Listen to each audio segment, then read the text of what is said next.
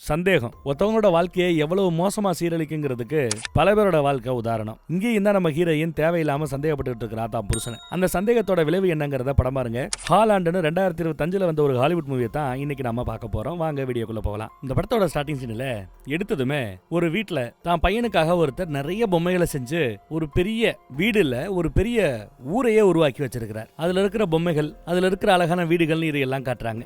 அப்புறம் நம்ம ஹீரோயினோட என்ட்ரி. அழகா போட்டோக்கு போஸ் கொடுக்குறாங்கல்ல, இவங்க தான் நம்ம படத்தோட ஹீரோயின். ஒரு 10 வயசு பையனுக்கு அம்மா. வீட்டுல படு வேகமா தன்னோட தோடு ரெண்டுல ஒரு தோடு தான் இருக்கான், ஒரு தோட காணமா. அதை தேடிக்கிட்டு இருக்காங்க. எங்க இருக்குன்னு எங்க தேடியும் சரியா கிடைக்கல. அப்புறம் தான் பையனை பாத்துக்கிறதுக்கு ஒரு ஆயாமாவை செட் பண்ணிருப்பாங்க, பேபி சிட்டரை. அவகிட்ட விசாரிச்சா அவ உண்மையை ஒத்துக்கல. நீ பண்ண தப்பு என்னங்கறத நீயே வந்து என்கிட்ட சொல்ற வர உனக்கு வேலை இல்ல, போயிட்டு வான்னு அமுச்சு வச்சிடறாங்க. இதுல பையனுக்கு பெருசா உடன்பாடு இல்ல.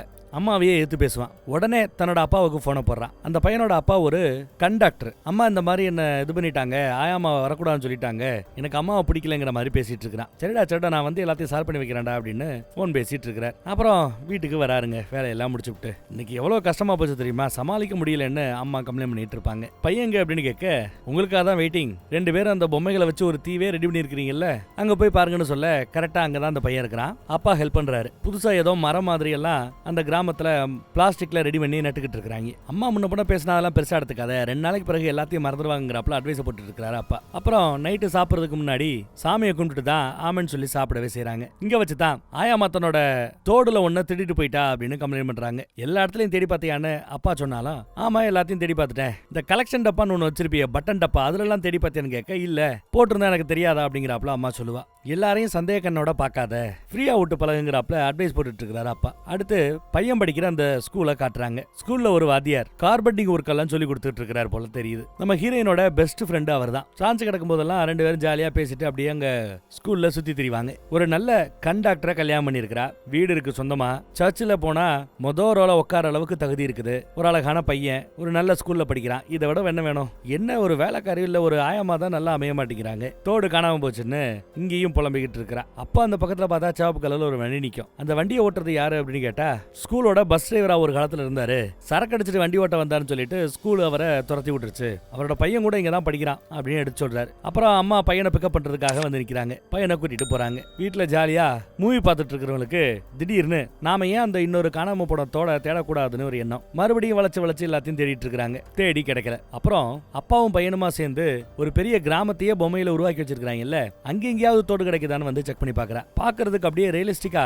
ரொம்ப அழகா அந்த பொம்மையை செஞ்சிருப்பாங்க. அங்க சும்மா பொம்மையா வீடு எல்லாம் இருந்தா கூட அந்த வீடுகள்ல கூட இந்தந்த வீட்டுல இன்ன பேர்ல இவங்க எல்லாம் தங்கி இருக்கிறாங்களான்னு வீட்டுக்கு வீடு பேர் எழுதப்பட்டிருக்கும். அப்படித்தான் பாருங்க, லேசி ஆனா அப்படின்னு ஏதோ எழுதி இருக்குது. அங்க தன்னோட தோடு கிடைக்குமான்னு சுத்தியும் முத்தியும் தேடி பார்த்துட்டு இருக்கிறா. அப்படி தேடும்போது அங்க ஒரு பழைய பெட்டிக்குள்ள போலராய்டு பிலிம்ஸ் இருக்கிறத கவனிக்கிறா. இவங்க வீட்டுல போலராய்டு கேமரா கிடையாது, ஆனா போலராய்டு பிலிம்ஸ் மட்டும் கிடக்குது. இவங்களுக்கு ஒன்னும் புரியல. கேமரா இருந்தா பரவாயில்ல, கேமரா இல்லாம வெறும் பிலிம் மட்டும் கிடைக்குதுன்னு பார்த்துட்டு எடுத்த இடத்துலயே வச்சிடறாங்க. அப்புறம் தொடர்ந்து தன்னோட தோட தேடுறதுக்கு முயற்சி பண்ணிட்டு இருக்காங்க. அப்புறம் தான் புருஷனோட பேண்ட் பைய துவைக்க போடலாமேன்னு பார்க்கும்போது பைக்குள்ள ஏதோ கிடக்குதுன்னு பணமா இருக்குமோன்னு எடுத்து பார்த்தா ஏதோ ஒரு ஷீட் மாதிரி இருக்குது. அதுல மேடிசன் ஏதோ எழுதி இருக்குது. அது ஒரு ஊர் பேரு. இங்க இருந்து ரொம்ப தூரத்துல இருக்கிற ஊரு. அந்த ஊர்ல கார் பார்க்கிங் போடக்கூடாத இடத்துல பார்க்கிங்க போட்டு ஃபைனுக்கு ஒரு ரிசிப்ட போலீஸ்காரங்க அங்க வச்சுட்டு போயிருக்காங்க போல. அந்த ஃபைன் ரிசிப்ட் தான் அது. புருஷங்காரட்ட சொல்லாம மறைக்கிறாங்க. கேட்டிருக்கலாம், அது எப்படிங்க நீங்க போகாத ஊர்ல உங்க கார் போய் நின்னுச்சு,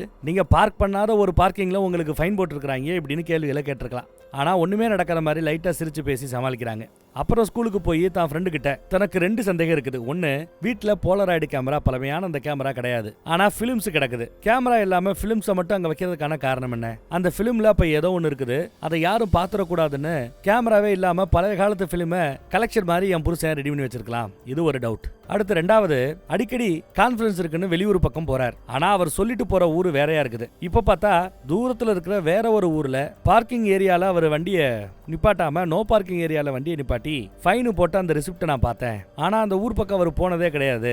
என்கிட்ட எதையோ மறைக்கிறார். எனக்கு தெரிஞ்ச அவருக்கு வேற ஒரு பொண்ணு கூட தொடர்பு இருக்க வாய்ப்பு இருக்குதுங்கிறாப்ல எடுத்து சொல்லிட்டு இருக்கிறார். அதை கண்டுபிடிக்கணும் அப்படின்னு நினைக்கிறா. அடிக்கடி அவரு கான்ஃபரன்ஸ் இருக்குன்னு போறதே எனக்கு துரோகம் பண்றதுக்கு தான் அப்படிங்கிறாப்ல தான் ஃப்ரெண்டு கிட்ட எடுத்து சொல்லிக்கிட்டு இருப்பா. ஒரு காலத்துல இங்கேயோ ஒரு ஏழ்மையான ஏழ்மையான குடும்பத்துல பிறந்து வளர்ந்தவன். இப்போ ஒரு ஸ்டேட்டஸோட ஒரு நல்ல நிலைமையில செட்டில் ஆயிருக்கிறதுக்காகத்தான் அவனை கட்டிக்கிட்டா போல தெரியுது. அதையெல்லாம் இவங்கிட்ட புலம்பி தள்ளிக்கிட்டு இருக்கிறா. அப்புறம் வீட்டுல பார்த்தா லஞ்ச் ரெடி பண்ணிட்டு இருக்கிற சமயம் அந்த போலராய்டு பிலிம்ல என்ன இருக்கும் அப்படின்ற யோசனையிலேயே கண்ணா அப்படின்னு ஸ்கெட்சப் அமுக்கி விட்டா. அதை ஊத்தி எடுத்து ஒரே கேவலமா இதா போயிடுச்சு. அன்னைக்கு ராத்திரியே கிரீன்வெயில் அப்படிங்கிற ஒரு ஊருக்கு கான்ஃபரன்ஸ் போட்டிருக்கிறதாவும் ஒரு 3 நாளைக்கு போயிட்டு வரணுங்கிறாப்ல கரெக்டா வந்து பேசுறார். இந்த கண்டக்டர் இருந்தாலே தொல்லதான் அப்படிங்கிறாப்ல சீனை போட்டுட்டு இருக்கிறார். இவ உடனே முகம் மாறும். அதை புரிஞ்சுக்கிட்டு அடிக்கடி நான் வெளியில போறதை நினைச்சு நீ வருத்தப்படுறேன்னு தெரியுது, இருந்தாலும் வேலை முக்கியம் இல்லமா அப்படின்னு கொஞ்சம் நல்லபடியா வந்து பேசி கரெக்ட் பண்ணிட்டு போறாப்ல. நைட்டு புருஷங்கார தூங்கின பிறகு இவங்களுக்கு சந்தேகம் வலுக்குது. புருஷனுக்கு தெரியாம அந்த பொம்மையை ரெடி பண்ணியிருந்த இடத்துக்கு வரா. அந்த போலராய்டு கேமராஸ் எல்லாம் கிடந்தது இல்ல, சாரி கேமரா கிடையாது, போலராய்டு பிலிம்ஸ் கவரா கிடக்கும். அதையெல்லாம் இவளோட கேமரால டிஜிட்டல் கேமரால போட்டோ எடுத்துக்கிறா. ராத்திரி ஏதோ வீட்டுக்கு வெளியில சத்தம் கேட்க கையில ஒரு சுத்தியில எடுத்துட்டு வெளியில வந்து பார்த்தா ஏதோ அனிமல்ஸ் சேட்டை பண்ணிக்கிட்டு இருக்குது. அப்புறம் பார்த்தா அவனோட பையன் அங்கேயும் இங்கேயும் ஓடிக்கிட்டு இருக்கிறாப்ல தெரியும். பையனை விரட்டிக்கிட்டு இவ போறாப்ல ஃபீல் ஆகுது. அப்புறம் பார்த்தா முன்னப்பட தெரியாத மாதிரி வித்தியாசமான ட்ரெஸ்ல பையன் அங்க இருக்கிறான். ஒரு மரத்துக்கு பின்னாடி போய் ஒளிஞ்சுக்கிறாப்ல எல்லாம் தெரியும். ஐயோ புள்ளைய காணாமன்னு புள்ளைய தேடி அவங்க தெருத்தரவா அலைவாங்க. அப்புறம் பார்த்தா இவங்க ஓடிக்கிட்டு இருக்கிற அந்த ஏரியா ஃபுல்லாவே ஆக்சுவலா அந்த பசங்க அப்பாவும் பையனும் சேர்ந்து ரெடி பண்ணாங்கல்ல ஒரு பொம்மை கிராமத்தை, அந்த கிராமத்துக்குள்ளதான் அவன் நடந்து போய்கிட்டு இருக்கிறாப்ல தெரியுது. அங்க அவங்க ரெடி பண்ண ஏகப்பட்ட பொம்மைகள் பிணங்கள் போல தெருமுழுக்க கிடக்கிறாப்ல அவளுக்கு தோணும். அதுக்கு மத்தியில நடக்கிறாப்ல தோணும். அப்புறம் திடீர்னு பார்த்தா அது எல்லாம் சின்னதாகி இவ பெருசா இருக்கிறாப்லையும் தண்ணிக்குள்ள முழுகிறாப்லையும் அடுத்த நொடி பார்த்தா எல்லாம் கனவு போல டப்புன்னு முழிச்சிடுறா. ஸ்கூல்ல ஒரு பையன் குண்டா ஒரு பையன் இருப்பான். அவன் ஒரு மாதிரி உம்முனே இருக்கிறான். என்னடா வீட்டுல பிரச்சனையா, அப்பா அடிச்சாரா அப்படின்னு விசாரிச்சுட்டு இருந்தா எந்த பதிலும் சொல்லாம கிளம்புறான். அந்த சாப்பு கலர் வண்டியில பஸ் டிரைவரை வேலையை விட்டு தூக்குனாங்கல்ல, அவரோட பையன் போலதான் தெரியுது. பஸ்ல ஏறி அந்த வண்டியில ஏறி போறான். அப்பா ஒருவேளை பையனை அடிக்கிறாரோ டார்ச்சர் பண்றாரோன்னு இவருக்கு நினைப்பு. அதை பத்தி நம்ம ஹீரோயின் எடுத்து சொல்லுவாரு. சே இப்படியும் குடும்பம் இருக்கா அப்படிங்கிறாப்ல வருத்தப்பட்டு அதை பத்தி பேசிட்டு இருப்பாங்க. அப்புறம் அந்த போலராய்டு பிலிம்ல இருந்த அட்ரஸ் பின்கோடு அது எல்லாம் தான் புருஷனோட கண்ணாஸ்பத்திரிக்கு மேகசின்ஸ் நிறைய டெலிவரி ஆகும். வார இதழ்னு சொல்லிட்டு வாரம் வரும். அது டெலிவரி ஆகிற அந்த ஊர்ல இருந்தா வந்துகிட்டு இருக்குது. என் புருஷன் ஏதோ பண்றான். வீட்டில் வச்சா நான் கண்டிப்பா அதெல்லாம் மோப்ப முடிப்பேன், தேடுவேன், எடுப்பேங்கிறது என் புருஷனுக்கு தெரியும். ஸோ எனக்கு தெரியாம மறைக்கணும்னா அதையெல்லாம் கண்டிப்பா தன்னோட ஹாஸ்பிட்டல்ல தான் அவர் வச்சிருக்க வாய்ப்பு இருக்கு, கிளினிக்ல வச்சிருக்கிறதுக்கு வாய்ப்பு இருக்குது. ஸோ என் புருஷனுக்கு தெரியாம கிளினிக்குள்ள நுழையணும், அங்க இருக்கிற ஆதாரங்களை எடுக்கணுங்கிறாப்ல எடுத்து சொல்றா. புலனாய்வு பண்றாப்ல பயங்கரமா சீனை போட்டுட்டு இருக்கிறா. அதுல அவருக்கு கூட இருக்கிற ஃப்ரெண்டுக்கு பெருசா உடன்பாடு இல்ல. ஐயோ ஆளவிடு சாமிங்கிறாப்ல. பிலிமை வீட்டுல வச்சுட்டு போலராய்டு கேமராவை ஆபீஸ்ல வச்சிருக்க வாய்ப்பு இருக்குது. அந்த போலராய்டு கேமரா கிடைச்சா பிலிம்ல என்ன இருக்கு நம்மளால பார்க்க முடியுங்கிறாப்ல நினைச்சிட்டு இருக்கா போல. இல்ல வேற எதையும் எனக்கு தெரியாம மறைக்கவும் வாய்ப்பு இருக்குதுன்னு பேசிட்டு இருக்காங்க. அதே சமயம் இங்க பார்த்தா இவங்க உருவாக்கி இருக்கிற அந்த பொம்மை கிராமத்துல சில பொம்மைகளை எடுத்து இந்த பொம்மையை நல்லா இல்ல, இந்த பொம்மையோட தலையை கட் பண்ணி விடுறா, கையை கட் பண்ணி விடுறான்னு பொம்மையை ரெடி பண்ற வேலையை பார்த்துட்டு இருக்காங்க. அங்க வச்சு தான் ஃப்ரெண்டு கூட வர வெள்ளிக்கிழமை எங்கேயோ போறதாவும் ஒரு 3 மணி நேரம் டிராவல் பண்ணி போறாப்ல வரும்னு எடுத்து சொல்லுவா. அவ்வளவு தூரமா டாக்ஸிக்கே எக்குத்தப்பா செலவாகுமேனு இவன் சொல்லுவான். இல்ல அந்த ஊர்ல தான் ஸ்பெஷலா ஏதோ ஒரு சீஸ் கிடைக்குதா, அதை வாங்கணும்னு ஆர்வமா இருக்கிறா. நானும் சரின்னு சொல்லிட்டேன், நான் போயிட்டு வரேன் அப்படின்னு சொல்லி பர்மிஷன் வாங்கிடுறா. அப்புறம் இந்த பக்கம் ஃப்ரெண்டுக்கு மெசேஜ் போடுறா, இந்த மாதிரி பர்மிஷன் வாங்கியாச்சுன்னு. ரிப்ளையும் வருது, ஓகே பண்ணிடலாங்கிறாப்ல. அதுக்கு இவளுக்கு ஃப்ரெண்டோட உதவி ஒண்ணு தேவை. கண்ணாஸ்பத்திரிக்கு போய் பாத்ரூம்ல இருக்கிற அந்த ஜன்னல் பக்கத்தை ஓபன் பண்ணி விட்டுறணும். அப்பதான் ராத்திரி அந்த ஜன்னல் வழியா உள்ள வர முடியும். க்ளோஸ்ல இருந்தா உள்ள வர முடியாது. சோ கஸ்டமர் மாதிரி ஃப்ரெண்டுக்காரன போக சொல்ல அவர் பதறிக்கிட்டே இங்க வருவார். ஏதோ போய் சொல்லி கண்ணில் பிரச்சனை இருக்குன்னு சொல்லி அங்க டெஸ்டிங் எல்லாம் பண்ணிட்டு இருக்காரு. அப்புறம் பாத்ரூம் எங்க இருக்குன்னு விசாரிச்சுட்டு பாத்ரூம் பக்கம் போவார். ஓடி போய் பாத்ரூம்ல ஜன்னல் கதவை திறந்து உள்ள வராப்ல வசதிகளை செஞ்சு வச்சுட்டு தப்பிச்சோம் பொழைச்சோம்னு ஓடி வந்துடுறார். அப்புறம் அந்த அம்மா வந்து மீட் பண்ணுது. ஜன்னல் ஓபன் பண்ணி வச்சிட்டியான்னு கேட்க, ஆமா லாக்ல இருக்காது, பிடிச்சிருத்தா வந்துருங்கிறாப்ல எடுத்து சொல்றாரு. உடனே இந்த அம்மா ரொம்ப குஷி ஆயிடுச்சு. ஆனாலும் இவருக்கு ரிஸ்க் எடுக்கிற மாதிரி ரொம்ப பயமா இருக்குது, முடியாது, இன்னைக்கு ராத்திரி எனக்கு டேட் இருக்குது, நான் வெளியில போறேங்கிறாப்ல சொல்லி சமாளிப்பாப்ல. பொய் சொல்றாங்கிறது அப்பட்டமா தெரியும், அவங்களும் புரிஞ்சுக்கிறாங்க. 2 பேரும் அப்படி பேசிட்டு இருக்கும்போது ரொம்ப க்ளோஸா வந்து முத்தத்தை பரிமாற ரேஞ்சுக்கு வந்துட்டாங்க. அப்போ 2 பேருக்குமே பிடிச்சி போச்சுன்னு அர்த்தம். அப்புறம் நைட்டு பிளான் பண்ணபடி அந்த ஐ கிளினிக்கு வெளியில வந்து வண்டியை போட்டு பாத்ரூமோட ஜன்னலை திறந்து ஃப்ரெண்டோட உதவினால ஒரு வழியா அவ உள்ள வந்து விழுகிறா. உள்ள வந்துட்டா. அப்புறம் போய் ஆபீஸ் கதவெல்லாம் திறந்து பொறுமையா உள்ள போறா. அந்த பக்கம் அப்பாவும் பையனும் வெளியில சாப்பிடறதுக்காக வந்திருப்பாங்க. அப்ப அப்பாவுக்கு அவரோட பேஜ் அடிக்கிறாப்ல சத்தம் கேட்கும். ஏதோ அர்ஜென்ட்னு யாரோ பேஜ் மெசேஜ் போட்டிருக்காங்க. உடனே அவங்களுக்கு லேண்ட்லைன்ல கால் பண்றான். அந்த பக்கம் பேசுறவங்க யாருன்னா நம்ம ஹீரோயினோட ஃப்ரெண்டு. அவங்களோட தான் சீஸ் வாங்குறதுக்காக நான் ரொம்ப தூரம் தள்ளி டிராவல் பண்ணிட்டு போயிட்டு வர போறேன்னு போய் சொல்லியிருப்பா நம்ம ஹீரோயின். அவங்க தான் பையனோட கான்டாக்ட் லென்ஸ் உடஞ்சு போச்சுன்னு ஆபீஸ்க்கு இப்ப வரலாமா, கொஞ்சம் மாத்தி கொடுப்பீங்களான்னு கேட்க, சரி வாங்கன்னு அவர் கூப்பிட்டு இருக்காரு. அவங்களும் கிளம்பி வராங்க. இவரும் கண்ணாஸ்பத்திரிக்கு போலாமேன்னு கண்ணாஸ்பத்திரிக்கு வந்துட்டார். அதுக்குள்ள அந்த அந்த அம்மா உள்ள போயிடுச்சு இல்லையா, உள்ள போய் ஏதாவது தான் புருஷன் மறைக்கிற விஷயங்களை தெரிஞ்சுக்கலாமேனு முயற்சி பண்றா. கிடக்கிற எல்லாத்தையும் நோட்டம் விட்டுறா, எடுத்து பார்த்துக்கிட்டு இருக்கா. தன் மனைவிக்கு தெரியாம நிறைய கிரெடிட் கார்டை ஒளிய வச்சிருக்காரு கணவர். வெளியில வேவ் பார்த்துட்டு இருக்கிற ஃப்ரெண்டுக்காரன் என்னடா ஒரு வண்டி வந்து நிக்குதுன்னு பாக்குறாரு. பார்த்தா இந்த மாதிரி கஸ்டமரோட புருஷங்காரனை வரத பார்த்துட்டு ஐயோன்னு பதறிக்கிட்டு போன் பண்றாரு. கிரெடிட் கார்டுல இருக்கிற டீடைல்ஸ் எல்லாத்தையுமே இவங்க பென்சிலால ஷேடு பண்ணி ஒரு பேப்பர்ல ஜெராக்ஸ் மாதிரி எடுத்துக்கிறாங்க. அப்புறம் இங்க நிறைய வீடுகளோட போட்டோஸ் எல்லாம் குட்டி குட்டியா போட்டோ எடுத்து வச்சிருக்கிறத கவனிக்கிறாங்க. ஒரு கலெக்ஷன் மாதிரி போட்டோ எடுத்து வச்சிருக்காரு. இன்னும் கொஞ்சம் நல்லா உத்து கவனிச்சா இந்த ரியல் போட்டோஸ்ல இருக்கிற இந்த ரியல் வீடுகள் எல்லாத்தையுமே தான் சாம்பிள் மாதிரி தன்னோட பொம்மை கிராமத்துக்குள்ள வீடுகளா ரெடி பண்ணி வச்சிருப்பாரு நினைக்கிறேன். மெயின் டோரை திறந்து இவங்க உள்ள வர போறாங்க. இவன் இந்த பக்கத்துல அந்த வீடுகளை பார்த்துட்டு இருக்கும்போது லான்சி அண்ணன்னு ஒரு பேர் போட்டு இருந்தது இல்ல பொம்மையில, அதே மாதிரி பேர் போட்டு ரியல்ல இங்க ஒரு போட்டோ இருக்கிறதையும் அவ கவனிக்கிறா. எங்கேயோ பார்த்தாப்ல இருக்கேன்னு அவளுக்கும் தோணுது. விடாம கால் பண்ணிட்டே இருக்கிறாரு ஃப்ரெண்டு. இந்த மாதிரி அவன் உள்ள வந்துட்டான், கஸ்டமரோட வந்திருக்கான், ஒளிஞ்சுக்கோ அப்படின்னு சொன்னது இவ பதறா. இங்க பார்த்தா கஸ்டமரை கொஞ்சம் கண்ணெல்லாம் செக் பண்ணி பார்த்துட்டு கண்ணாடியை ரெடி பண்ற வேலையை புருஷங்கார பார்த்துட்டு இருக்கும்போது இவ தப்பிச்சு போனோம். பாத்ரூம் பக்கம் போறதுக்கு டைம் இல்ல, ஏன்னா ஆபீஸ்க்குள்ளே வருகிறா. வெளியில புருஷங்கார கஸ்டமர்ஸ் எல்லாம் இருக்கிறாங்க. சோ ஆபீஸோட ஜன்னல் கதவை திறந்து எகிரி குறிக்க பாக்குறா. அதே சமயம் ஆபீஸ் பக்கம் ஏதோ சத்தம் கேக்குதுன்னு புருஷங்காரன் வந்து கதவை திறந்து உள்ள வந்து பார்த்தா உள்ள எல்லாம் வச்சபடிதான் இருக்குது. சரின்னு அவரு கதவை சாத்திட்டார். ஒரு வழியா அவ பயங்கர அட்வென்ச்சரா இருந்தது, தப்பிச்சு வெளியில வந்துட்டா, யாருக்கிட்டையும் மாட்டாம. ரெண்டு பேருக்குமே சந்தோஷம், ஒரு மாதிரி எக்ஸைட்மெண்ட்ல இருக்காங்க. பிரச்சனை இல்ல, சேம் பவர் தான், கண்ணாடி போட்டா சரியா போயிடுங்கிறாரு. ஆனா இந்த சாதாரண விஷயத்துக்காகவா சீஸ் வாங்குறதுக்காக 3 மணி நேரம் டிராவல் பண்ணி போக வேண்டியது யூட்டர்ன் பண்ணி திரும்பி வந்துட்டீங்க அப்படின்னு விசாரிக்க, சாச்சா அப்படியெல்லாம் பிளான் இல்லையே, சீஸ் வாங்குறதுக்கு 3 மணி நேரம் டிராவல் பண்ணி செலவு பண்ணி போறதா, நான் அப்படியெல்லாம் போறவளும் கிடையாதுன்னு சொல்லிட்டு அந்த அம்மா போகுது. சோ பொண்டாட்டி போய் சொல்லியிருக்காங்கிறது தெரிய வருது.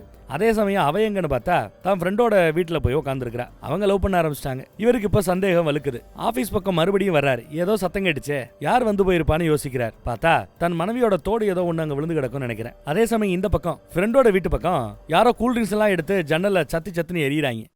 உடனே காண்டான ஃப்ரெண்டுக்கார பேட்டை கையில தூக்கிட்டு எவன்டாதுன்னு வந்து வண்டியை பார்த்தா அந்த பஸ் வேற வேலையை விட்டு தூக்குனாங்க இல்ல, அந்த ஆள் தான் வந்து நிக்கிறான். கூடவே தான் பையனையும் கூட்டு வந்திருக்கான். நண்பர் இவர் வந்து அந்த ஊரை சேர்ந்தவர் இல்ல, வெளியூர்ல வந்து இங்க புலப்ப தேடி வந்தவர். வெளியூர்ல வந்தது நாய் உனக்கு எங்க ஊரு பொண்ணு கேக்குதா அப்படின்னு கேட்டுதான் அந்த ட்ரிங்க்ஸ் எல்லாம் விட்டு அடிச்சிருப்பாங்க. இவரு சும்மா கோவத்துல பொலையாரனை வந்து கண்ணாடியை உடைச்சு தம்சம் பண்ணி அவங்களை விரட்டி விடுறாரு. அதையெல்லாம் பார்த்து இந்த அம்மா இன்னும் எக்ஸைட்மெண்ட் ஆகுது. இந்த லெவலுக்கு நீ இறங்கி செய்வியா அப்படின்னு குஷியாகுது. மறுபடியும் லவ் பண்ணலான்னு கூப்பிட அதெல்லாம் சரிப்பட்டு வராது, எனக்கு என்னமோ சரியா பராப்ல தெரியல, இந்த மாதிரி திருட்டுத்தனமா பண்றதுக்கு எனக்கு விருப்பமும் இல்ல, நீ ப்ராப்பரா டிவோர்ஸ் வாங்கிட்டு வா, நான் உன்னை கல்யாணம் பண்ணிக்கிறேன், நம்ம நல்லபடியா குடும்பம் நடத்துவோம்னு எடுத்து சொல்றாரு. உடனே அவங்க சோகமா வீட்டு பக்கம் வந்துட்டாங்க. பொண்டாட்டி எந்திரிக்கிற வரைக்கும் காத்திருந்து குட் மார்னிங் சொல்றாரு புருஷன். நான் வேலை கிளம்புறேன்னு இவர் கிளம்பிடுறாரு. நைட்டு ஏன் என்னோட கிளினிக் பக்கம் வந்தேன்னோ இல்ல ஏன் என்கிட்ட இருந்து சீஸ் வாங்குறதுக்காக பொய் சொல்லிட்டு போனேன்னு நீ போடங்கிறோ இந்த மாதிரி எந்த ஒரு கேள்வியையும் கேட்கல. அப்புறம் அந்த கார்டு டீட்டெயிலை எடுத்தால அந்த கார்டுல டிரான்சாக்ஷனை செக் பண்ணி பார்க்கும்போது $300 பெருசா ஒரு ஜுவல்லரி கடையில அவர் ஸ்வைப் பண்ணிருக்கிறது தெரிய வருது. ஒரு ஜுவல்லரி கடையில போய் $300 ஸ்வைப் பண்ணிருக்கிறாருன்னா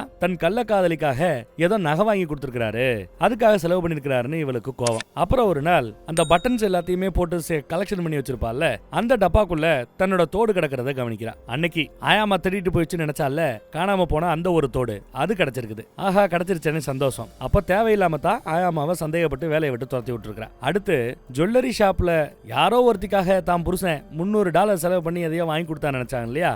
வீட்டுக்கு வந்து பார்த்தா வீட்டுல இவளோட ரூமுக்குள்ள இவளுக்காக தான் ஒரு கிஃப்ட் இருக்குது. அதே ஜுவல்லரி கடை பேர் போட்டு என்னடான்னு பார்த்தா ஒரு சின்ன லாக்கர் ஒண்ணு வாங்கி கொடுத்துருக்காரு. இவளோட பொருள் காணாம போகுதுன்னு சொன்னா இல்லையா, அதுக்காக பூட்டு போட்டு வைக்கிறாப்ல லாக்கர் போட்டு. அப்புறம் நேத்து ராத்திரி என்னோட ஆபீஸ்க்கு உன் ஃப்ரெண்டு வந்திருந்தா, நீ அவ கூட தானே சீஸ் வாங்குறதுக்காக போனேன்னு எங்கேயோ வெளியில போயிட்டு வந்த, ஆனா அவ அப்படியெல்லாம் போகவே இல்லை அப்படின்னு சொன்னான்னு சொல்லி அந்த பாயிண்ட் எடுத்து சொல்றாரு. அப்புறம் உன்னோட தோடு ஒண்ணு அங்க ஆபீஸ்ல விழுந்து கிடந்துச்சுன்னா அதையும் கொடுக்குறாரு. நீ ஏன் போன ஏன் போய் சொன்ன இந்த எந்த விஷயத்தையும் கேட்க மாட்டேன். நான் உன்னோட ஒரு ப்ராப்பரா ஒரு நல்ல புருஷனா இருக்கணும்னு ஆசைப்படுறேன், நீ ஒரு நல்ல மனைவியா இருக்கணும்னு ஆசைப்படு, குடும்பங்கட்டியோட நல்லபடியா இருக்கணும் அப்படின்னு எடுத்து சொல்றாரு. காணாம போட தோடு கிடைச்சிட்டதா இவளை எடுத்து சொல்லுவா. தேவையில்லாம நான் பல பேரை சந்தேகப்பட்டேன், உங்களையும் சந்தேகப்பட்டேன், சாரி இனிமே நான் உருப்படியான ஒரு மனைவியா இருப்பேன்னு வாக்கு கொடுக்குறாங்க. அப்புறம் அந்த ஊர்ல இருக்கிற எல்லா பேரும் சேர்ந்து ஒன்னா வேஷம் போட்டு டான்ஸ் ஆடுறது வேலை பார்க்கறதெல்லாம் வழக்கம். அங்கெல்லாம் போய் பார்ட்டிசிபேட் பண்றா செய்யறா. அப்புறம் ராத்திரி இவ தூங்கும்போது கனவுலையும் அந்த நண்பர் தான் வந்துட்டு போறாப்ல. நண்பரை இவளால மறக்க முடியல. அந்த பக்கம் நண்பருக்கும் இவங்களோட நினைப்பா தான் இருக்கும்னு நினைக்கிறேன். பல கட்ட யோசனைக்கு பிறகு போன் பண்ணி, கரெக்ட் நீ சொன்னதுதான், நான் டிவோர்ஸ் வாங்கிக்கிறேன், 2 பேரும் கல்யாணம் பண்ணி ப்ராப்பராவே நம்ம கல்யாணம் பண்ணிட்டு செட்டில் ஆகலாங்கிறாப்ல எடுத்து சொல்லிக்கிட்டு இருக்கிறா. அவன் கூட வாழ முடியலன்னு வருத்தப்படுறா. எனக்கு பிடிக்கல, பிடிக்காம தான் வாழ்ந்துகிட்டு இருக்கிறேங்கிறா, அழுகுறா. ஆனா திடுதுப்புனு விவாகரத்து பண்ணிட்டு இந்த ஊருக்காரனை விவாகரத்து பண்ணிட்டு வெளிநாட்டுல இருந்து புலப்பு தேடி வந்த என்ன கல்யாணம் பண்ணேன்னா ஊர்க்காரங்க எல்லாம் என்னையே வெறுப்பா. அந்த மாதிரி இல்லாம அவன் தப்பு பண்றான், உனக்கு எதிராக அவன் சீட்டிங் பண்றாங்கிற ஒரு வலுவான ஆதாரத்தை நமக்கு கிடைச்சதுன்னா அதை காரணம் கட்டி நாம விவாகரத்து வாங்கினோம்னா யாரும் என்னையும் தப்பு சொல்ல மாட்டாங்க. அந்த மாதிரி ஆதாரத்தை நாம ரெடி பண்ணணும். நான் ரெடி பண்றேன். கான்ஃபரன்ஸுக்காக அவன் நெக்ஸ்ட் டைம் போகும்போது நான் பின்னாடி ஃபாலோ பண்ணி போறேன். அவனை கையும் கிளம்ப பிடிக்கலான்னு பிளான் பண்றாங்க. கொஞ்ச நாளைக்கு தான் பையனை யாரையோ ஒரு அம்மாவை பாத்துக்க சொல்லிவிட்டு இவங்களும் கிளம்புறாங்க. அப்படியே பின்னாடி ஃபாலோ பண்ணி போறாங்க. சூப்பர் மார்க்கெட் ஏரியா பக்கம் போறான். என்னத்தையோ வாங்கிட்டு கிளம்புறான். அதெல்லாம் போட்டோ எடுத்துக்கிறாங்க. அடுத்து அவர் தங்குற அந்த லாட்ஜ் பக்கம் போறாங்க. அவர் தங்கி இருக்கிற ரூம் நம்பர் உட்பட எல்லாமே நம்ம ஹீரோயினுக்கு தெரியும். அவ அந்த பக்கம் லிஃப்ட்ல ஏறி போறா. இவரு அந்த பையில ஃபாலோ பண்ணி அவன் சரக்கடிக்கிற இடத்துல வந்து உட்காந்துட்டு இருக்கான். ரூமுக்குள்ள அந்த பக்கம் பொண்ணு என்டர் ஆயிட்டாவ. அங்கே ஏதாவது என்னத்தை சூப்பர் மார்க்கெட்ல வந்து வாங்கிட்டு வந்தான்னு செக் பண்ணி பார்த்தா கையில விலங்கு போடுவோம்ல, அந்த விலங்க போய் சூப்பர் மார்க்கெட்ல வாங்கிட்டு வந்திருக்கிறார். இது எதுக்கா வாங்கிட்டு வந்திருக்கான்னு அதை போட்டோ எடுத்துக்கிறா. அப்புறம் நாய்க்கு போடுற ஃபுட்டு அதை வாங்கிட்டு வந்திருக்காப்ல. அப்புறம் ஜட்டி பனியனு உள்ளாடைகள் இப்படி நிறைய வாங்கிட்டு வந்திருக்க. எல்லாமே வித்தியாசமா இருக்குது. எல்லாத்தையுமே போட்டோ எடுத்துக்கிறா. ஆதாரங்கள் தேடணும்னு சொல்லி போட்டோ எடுத்துட்டு இருக்கா. திடீர்னு இந்த ஆளு கிளம்பி உள்ள நான் ரூமுக்கு போலமரன்னு கிளம்ப போகும்போது நான் உங்களோட கிளினிக்கு வந்திருக்கிறேன், உங்க கஸ்டமர் வாங்க உட்காருங்க சரக்கடிங்க நான் செலவு பண்றேன்லாம் எடுத்து சொல்லிட்டு இருக்க. அதெல்லாம் முடியாது நான் கிளம்பணும்னு கிளம்பி போயிட்டே இருக்கிறாப்ல. அப்புறம் அப்டேட் பண்றாப்ல சீக்கிரம் கிளம்புங்க உன் புருஷன் வந்துட்டு இருக்கான்னு. எடுத்து எல்லாத்தையும் எடுத்தாப்லயே வச்சுட்டு கிளம்பி போற சமயம் என்னத்தையோ மறந்துடுவா. அறையும் வந்து எடுத்துட்டு லிஃப்ட் பக்கம் போனா லிஃப்ட் திறந்துருது. உடனே ஓடி போய் வேற ஒரு இடத்துல ஒளிஞ்சுப்பா. இவர் அவரோட கதவை திறக்க போற சமயம் இந்த அம்மாவுக்கு கால் வருது. ரிங்டோனு தான் பொண்டாட்டியோட ரிங்டோன் என்னங்கிறது அவருக்கு தெரியாதா என்ன? அந்த சத்தம் வந்ததுமே அந்த பக்கம் வேகமா வந்து பாக்குறாரு. நல்ல வேலை அவ இல்லங்க. என்னடான்னு பார்த்தா அங்க ஒரு எக்ஸிட் இருக்கும். படிக்கட்டு வழியா எக்ஸிட் வழியா வெளியில வந்து சேர்ந்துட்டா. வித்தியாசமா கைவிலங்கு, ஜட்டி பனியனு, நாய்க்கு போற ஐட்டம், நாங்க நாயே வளர்க்கல, இப்படி நிறைய ஐட்டத்தை வச்சிருக்கிறாப்ல. இவர் ரொம்ப சைக்கோ மாதிரி பிஹேவ் பண்றாப்லன்னு உள்ள வந்து ஆதாரத்தெல்லாம் காட்ட அவர் குஷியாகி முத்தா கொடுக்க ஆரம்பிச்சிட்டார். ஆனாலும் இந்த ஆதாரங்கள்லாம் பத்தாது, ரொம்ப சாலிடான ஆதாரமா இருக்கணும். அவன் ஒரு பொண்ணு கூட இருக்கிறாப்ல ஒரு போட்டோ கிடைச்சாதான் வசதி அப்படின்னு எடுத்து சொல்றாரு. இந்த மாதிரி ஐயோ நான் என் பையனை பார்க்கணுமே அப்படின்னு இது பண்றாங்க. சரி நீ பையனை போய் பாரு, நான் ஒரு நல்ல ஆதாரத்தோட போட்டோ ஆதாரத்தோட எடுத்துட்டு வரேன் அப்படின்ட்டு அவர் அங்க இருந்துகிட்டாரு. இந்த அம்மா திரும்பி வருது. அப்படி ட்ரெயின்ல திரும்பி வரும்போதெல்லாம் அவங்களுக்கு ஒரு டவுட். அந்த பொம்மை கிராமத்துல ஏதோ ஒண்ணு நம்ம பார்த்தோமே, அது ஒரு போட்டோல பார்த்த ரியல் டைம் வீடு மாதிரி இருந்ததேன்னு லென்ஸ் வச்சு இந்த தடவை பாக்குறாங்க. லேசி ஆனா அப்படின்னு ஏதோ எழுதி இருக்குது பொம்மையில, பொம்மை வீட்டுல. அதே மாதிரி இந்த போட்டோல எழுதியிருக்குது, ஏரியா பேரு எழுதியிருக்குது. அதையெல்லாம் கம்ப்யூட்டர்ல அந்த டைம்ல எல்லாம் யாகு தான் ஃபேமஸ், கூகுள் இல்ல. யாகுல சர்ச் பண்ணி பார்த்தா அந்த வீட்டில் ஒரு பொண்ணு கொஞ்ச நாளைக்கு முன்னாடி காணாம போனா, அப்புறம் இறந்து போய் பணமாகத்தான் மீட்கப்பட்டாங்கிற உண்மை தெரிய வருது. அதுக்குள்ள இங்க பார்த்தா அவை ஏதோ ஒரு காட்டு பக்கம் போக பின்னாடியே ஃபாலோ பண்ணிக்கிட்டு நம்ம ஃப்ரெண்டுகாரனும் போய்கிட்டு இருக்கிறாப்ல. அப்புறம் இவர்கிட்ட இருந்த வேற ஒரு பெரிய ஃபைல் ஒன்று இருக்கும். இந்த ஆபீஸ்ல எடுத்த ஃபைல், ஆபீஸ்ல கூட இல்ல, வீட்டுல அந்த பொம்மைகள் செய்யற இடத்துல இந்த பொம்மைகள் எல்லாத்தையும் செய்யறதுக்குன்னு ரெஃபரன்ஸுக்காக ஒரு டைரி மாதிரி ஒரு டிராயிங்கை வரைஞ்சு வச்சிருப்பாப்ல. வீடெல்லாம் எப்படி வரையணும் அப்படின்ட்டு. அந்த வீடுகள்ல நிறைய பின்கோட் எல்லாம் எழுதப்பட்டிருக்கும், நம்பர்ஸ் எல்லாம். அதாவது ஒரு வீடோட பின்கோடு என்னங்கிறது அந்த ரெஃபரன்ஸ் நம்பரை வச்சு கண்டுபிடிச்சிட்டா வீட்டுக்கு ஒரு பேர் எழுதி வச்சிருக்கான், ஒரு பொண்ணோட பேரு. ஸோ அந்த பெண்ணோட பேர் என்ன, ஊர் என்னங்கிறத நெட்ல சர்ச் பண்ணா அவங்கள பத்திய ஜாதகம் கிடைச்சிரும். அதைத்தான் இப்ப சர்ச் பண்ணி பார்த்துக்கிட்டு இருக்கிறா. அதே சமயம் ஏதோ ஒரு வீட்டுல, ஒரு அம்மா வீட்டுல போய் நம்ம டாக்டர் போய் இறங்குறாப்ல. அந்த அம்மா வீட்டுல நிறைய நாய்க்குட்டியை வளர்க்குறாங்க போல.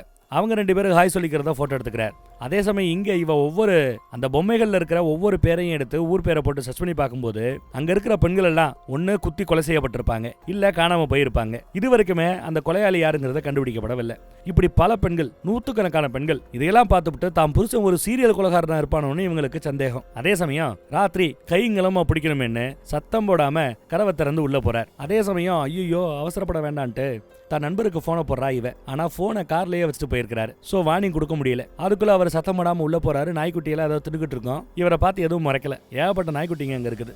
எல்லாத்தையும் தாண்டி பெட்ரூம் வரைக்கும் போனவரு ஏதோ உள்ள சத்தம் கேட்குது. கைங்களமா அவங்கள போட்டோ எடுக்கலான்னு அப்படி முயற்சி பண்ணும்போது ஒரு நாய்க்குட்டி போய் கதவை திறந்து விட்டுரும். வசதியா போச்சேன்னு இவரும் போய் போட்டோ எடுக்கிறார். பார்த்தா அங்க ஒரு பொண்ணை கட்டி போட்டு சங்கிலி அந்த கைவிலங்கு போட்டு கழுத்தை அழகா அறுத்து விட்டுக்கிட்டு இருக்கிறாரு நம்ம கண்டாக்டர். ரத்தம் ஒழுக அந்த ரத்தத்தை நாய் குடிச்சுக்கிட்டு இருக்குது. இவர் வீடியோ எடுக்கிறத பார்த்ததும் அவங்க கையில இருந்த கத்தி இருக்குமா, குத்த வர கேமராவை தூக்கி போட்டு துப்பாக்கி அந்த கத்தி எடுக்கிறதுக்கு ரெண்டு பேரும் சண்டை போடுவாங்க. மாத்தி மாத்தி உருண்டுகிட்டு இருக்காங்க. பொத்துன்னு மேல இங்கே விழுவாங்க. நண்பர் அங்க இருந்து தப்பிச்சு போலான்னு பார்த்தா கழுத்து பிடிச்சு நெரிக்க பார்க்க நம்மளால முடிஞ்ச அளவு தப்பிச்சு ஓடிட்டு இருக்கிறார். இப்ப கத்தி அவர்கிட்ட தான் இருக்குது. ஓடியாந்து ஜன்னல் கிட்ட நங்குன்னு ஒரு மோது கண்டாக்டர் மோதி ரெண்டு பேரும் அந்த பக்கத்துல வந்து விழுவாங்க. அப்படி விழும்போது தான் பார்த்தா இவர் கையில இருந்த அந்த கத்தி கண்டாக்டரோட வயித்துல குத்திக்கிட்டு நிக்குது. அப்பயும் எந்திரிச்சு ஃபாலோ பண்ண வருவார். நம்மால் அதுக்குள்ள ஓடி போய் தப்பிச்சு போலாமேன்ட்டு அங்க ஒரு படகு இருக்கும். படகை திறந்து விட்டு அதுல ஏறலாமேன்னு பாக்குறாரு. கயிறு கட்டப்பட்டிருக்கும். பின்னாடி வந்து ஓங்கி ஒரு எத்துவாப்ல. வயிற்றுல குத்துன கத்தி இன்னும் அப்படியே தான் இருக்குது. இருந்தாலும் அடங்க மாட்டேங்கிறானேன்னு வயிற்றுல குத்தி இருந்து அந்த கத்தியை உருகுனதும் ரத்தம் அங்க ஒப்பளிக்க அவருக்கு மயக்கம் வருது.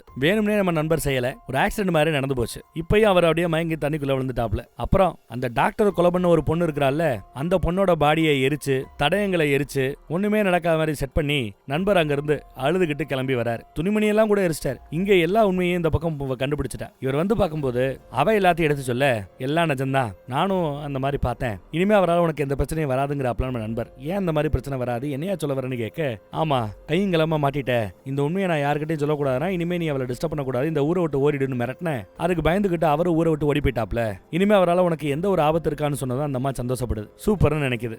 ஆனா இவங்க ஒரு மாதிரி சோகமாவே இருக்கிறாங்க. யாரோ தன்னை கண்காணிக்கிறாப்லயே இவங்களுக்கு ஒரு நினைப்பு இருக்கும். ராத்திரி தூங்கும்போது கூட என்னதான் ஒரு ஆக்சிடென்ட்ல கண்டாக்டர் இறந்து போனாலும் தான் காரணங்கிறாப்ல நண்பர் நினைக்கிறார். தான் வீட்டை சுத்தி தன்னை சுத்தி நாய்கள் கூட்டம் கூட்டமாக இருக்கிறதா நினைக்கிறார். நூற்றுக்கணக்கான நாய்கள் தன்னை கொண்டு தின்றாப்ல நினைக்கிறார். தூக்கம் இல்லாம தெரிகிறார். இவர் தன்னோட பாதுகாப்புக்காகன்னு எப்பயோ துப்பாக்கி வாங்கியிருப்பாப்ல, அதை வீட்டுல கொல்லப்புறத்துல ஒளிய வச்சிருப்பாப்ல, அதை சேஃப்டிக்காக நீ இப்போ நோண்டி எடுத்துக்கிறார். துப்பாக்கி வச்சுக்கிட்டு தான் சுத்தி திரிகிறார். அந்த அம்மா வீட்டுக்கு வெளியில வண்டியில போட்டு காவலுக்காக நிக்கிறார். அன்னைக்கு பையன் ஏதோ டான்ஸ் ஆடுறான் போல ஒரு போட்டியில, ஒரு ஊர்ல வந்து ஒரு விசேஷம், அதுக்காக பையனை கூட்டிட்டு வந்திருக்காங்க. அங்க நம்ம ஃப்ரெண்டுக்காரன் வந்திருக்கிறார். ஒரு காலம் உயிரோட இருந்தானா இங்க வருவான், பையனை பாக்குறதுக்கு வருவான்னு சொல்லிட்டு இவர் காத்துட்டு இருக்கிறார். எதிர்பார்த்தாப்லயே வர்றான், பையனை பாக்குறான், பேசுறான். இந்த அம்மாவுக்கு ஷாக், என்ன இனிமே வரமாட்டேன்னு சொன்னாலும் வந்திருக்கிறாப்லையேன்னு இவங்களுக்கு பயம். பையனை தூக்கிட்டு போயிருவாரோன்னு நினைப்பு. இவங்க அந்த பக்கம் தேட, அந்த பக்கம் நம்ம நண்பர் தேடன்னு ஒரே பரபரப்பாக்கிட்டு இருக்கிற சமயம், என் புருஷனை நான் இங்க பார்த்தேன், நீ இனிமே வரமாட்டேன்னு சொன்ன, என்னையா நடக்குதுங்க அப்படின்னு பேச, உன் உசுருக்கு ஆபத்து இங்க இருக்காத, வா போயிடலான்னு கையை பிடிச்சிருக்க, என் கையை ஒடியான்னு உதறி விட்டுட்டு போறாங்க. அவங்க தான் பையனை கூட்டிட்டு வண்டியில ஏறி உடனே வீட்டை நோக்கி போறாங்க. பின்னாடி இன்னொரு வண்டி ஃபாலோ பண்ணிட்டு வருது. வீட்டுல கதவு ஜன்னல் எல்லாத்தையும் மூடிட்டு இருக்கிறா. அதே சமயம் வீட்டுக்கு வந்த பிறகு தான் அம்மாவோட பேக்ல நாம பொம்மையா செஞ்சிட்டு இருக்கிற வீடு, அங்க இருக்கிற பேரு, இது எல்லாமே பொம்மை கற்பனை நினைச்சோம், ஆனா அது பொம்மையோ கற்பனையோ இல்ல, அதெல்லாம் நிஜம் அப்படிங்கறத அந்த போட்டோ பார்த்து அந்த சின்ன வயசுல பையனும் புரிஞ்சுக்கிறான். கதவை தட்டுற சத்தம் கேட்குது. என்னமா நடக்குதுன்னு கேட்க, ஒன்னும் நடக்கல, நீ போய் ரூம்ல ஒளிஞ்சுக்க, நான் பாத்துக்கிறேங்கிறாங்க. வெளியில இருந்து சத்தம் கேட்குது. நம்ம நண்பர் தான் சத்தம் போட்டுக்கிட்டு இருக்கிறார். உன்னை பாதுகாக்கிறது தான் இங்க வந்திருக்கிறேன், என்ன கொஞ்சம் பேச விடு அப்படிங்கிறாரு. எப்படி இனிமே வரமாட்டான்னு சொன்ன அந்த மனுஷன் வந்து நின்னார். எனக்கு உண்மையை சொல்லுன்னு கேட்க, நான் உண்மையை சொல்லுன்னு அவர் உள்ள வர்றார். உள்ள வந்து அவன் ஒரு சீரியல் கொலைகாரன், என்ன பிடிச்சி தள்ளி விடும்போது கத்தி அவனை குத்திருச்சு, அப்புறம் தண்ணிக்குள்ள வேற விழுந்தா, அவன் கண்டிப்பா திரும்ப வர வாய்ப்பு இல்லை, இதெல்லாம் பிரம்மையா தான் இருக்கும், நான் என்னதான் இருந்தாலும் ஒரு கொலை பண்ணிட்டேன், நான் போலீஸ் ஸ்டேஷனுக்கு ஃபோன் பண்ண போறேன்னு ஃபோன் பண்றாரு. ஆனா அந்த அம்மா போனை கட் பண்ணது, இல்ல வேண்டாம், போலீஸுக்கு கால் பண்ணேன்னா உன்னை பிடிச்சி உள்ள போடுவாங்க, நீ என் கூட வாழ முடியாது, எங்களுக்கு ஒரு பாதுகாப்பு இல்லாம போயிடும், என் புள்ளியோட வாழ்க்கையை நினைச்சு பாரு, நீ போக வேண்டாம், இவ தடுப்பா. இல்ல நான் போன் பேசுவேன்னா அவர் பேசிக்கிட்டு இருக்கிறார். ரெண்டு பேரும் மாத்தி மாத்தி தள்ளிவிட்டு இருக்கும்போது ஒரு கட்டத்துல சைட்ல இருந்த ஒரு டிவி மேல மோதி கீழே விழ, கரெக்டா டிவியும் அவர் தலையில வந்து போத்துரும் விழுங்க. விழுந்ததுல அப்படியே நெத்தியில இருந்து லைட்டா ரத்தம் ஒழுக ஆரம்பிக்குது. ஐயோன்னு பதறி போய் டாக்டருக்கு ஃபோன் பண்ணலாம்னு நினைக்கிறாங்க. அப்பதான் இவனோட பின்னாடி இருந்து அந்த துப்பாக்கி விழுந்து கிடக்கிறத அம்மா கவனிக்கிறாங்க. அப்புறம் பையனை பார்த்தா பையனை காணோம். பையன் எங்கடான்னு பார்த்தா தண்ணி பக்கத்துல போய் நிக்கிறான். பார்த்தா நம்ம புருஷங்காரன் இன்னும் சாகலங்க, உயிரோட தாங்க இருக்கிறார். இந்த அம்மா கையில ரத்தம் இருக்கும், உள்ள இருக்கிற நண்பரோட ரத்தம், அது நெத்தியில ஒட்டிக்கிட்டு இருக்க, வா மூஞ்சிய கழுவி விடலான்னு மூஞ்சிய கழுவுறது கூப்பிடுறாரு. பையனை கொண்டு போய் கார்ல உட்காந்துக்கோ, கார்ல உட்காரு, நாங்க வரோம்னு சொல்லிடுறாரு. பையனும் கார்ல உட்காரதுக்காக கம்முன்னு போயிட்டான். இந்த அம்மா மூஞ்சிய கழுவிட்டு இருக்கும்போது, மூஞ்சியெல்லாம் நல்லா கழுவு, பாக்குறதுக்கே அருவருப்பா அசிங்கமா இருக்கிறேன்னு திட்டுவார். நான் எந்த இடத்துலயும் நமக்குள்ள அந்த எல்லையை தாண்டதே இல்லை, ஆனா நீ எல்லை தாண்டி இருக்கிற, அருவருப்பா இல்லையான்னு பேசுறாரு. அப்புறம் சரி எல்லாம் நல்லதுக்கு தான், இப்ப நான் யாரு என்னங்கிறதெல்லாம் உனக்கு தெரிஞ்சிருக்கும், இனிமே உங்ககிட்ட போய் சொல்லிட்டு நான் வெளியில போகணும் அவசியம் இல்ல, நீயும் நான் யாரோ ஒரு பொண்ணு கூட தொடர்புல இருப்பேன் தானே நினைச்ச, ஆனா என் லைஃப்ல நீ ஒருத்தி தான், மித்த யாருக்கு இடம் இல்ல, அதெல்லாம் வேற, இதெல்லாம் மறந்துரு, இதெல்லாம் நடக்காத மாதிரி பழையபடியே நம்ம வாழலாம் வைக்கலாம்னு பேசிட்டு இருப்பாரு. வா போவன்னு கொஞ்சம் வலுக்கட்டாயமா பொண்டாட்டியை கொண்டு வந்து வண்டியில ஏத்துறாரு. பையனுக்கு ஏதோ நடக்குதுன்னு புரியுது. இவ அழுதுகிட்டு வண்டியில ஏறி உட்காருவா, வண்டி இங்க இருந்து கிளம்புதுங்க. அப்படி போய்கிட்டு இருக்கும்போது தான் பையன் சீட் பெல்ட் போடல, வண்டியை நிப்பாட்டுங்கன்னு லைட்டா பிரச்சனை பண்ணுவா. ஒன்னும் பெரிய பிரச்சனை இல்லைன்னு வண்டியை நிப்பாட்ட மாட்டாரு புருஷன். இல்ல வண்டியை நிப்பாட்டுங்கன்னு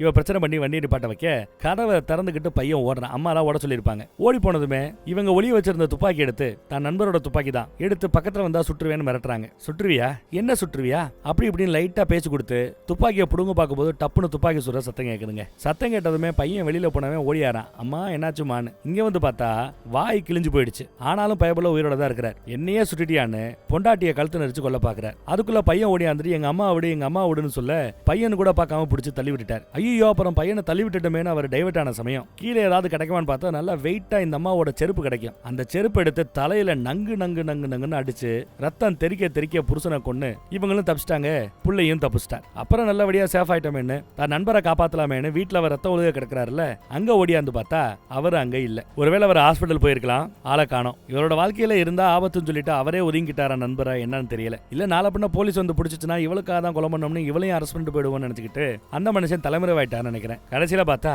ஏதோ ஒரு கள்ள தொடர்பு இருக்குன்னு நினைச்ச இடத்துல நூத்துக்கணக்கான பேரை கொலை பண்ண ஒரு கொலகாரனை போய் கண்டுபிடிப்போம்னு அந்த அம்மா நினைச்சு கூட பார்க்கல. ஆனா அதுதான் நிஜம். நல்லா இருந்ததுல வேற ஒரு நல்ல கதையில மறுபடியும் சந்திப்போம். தேங்க்யூ.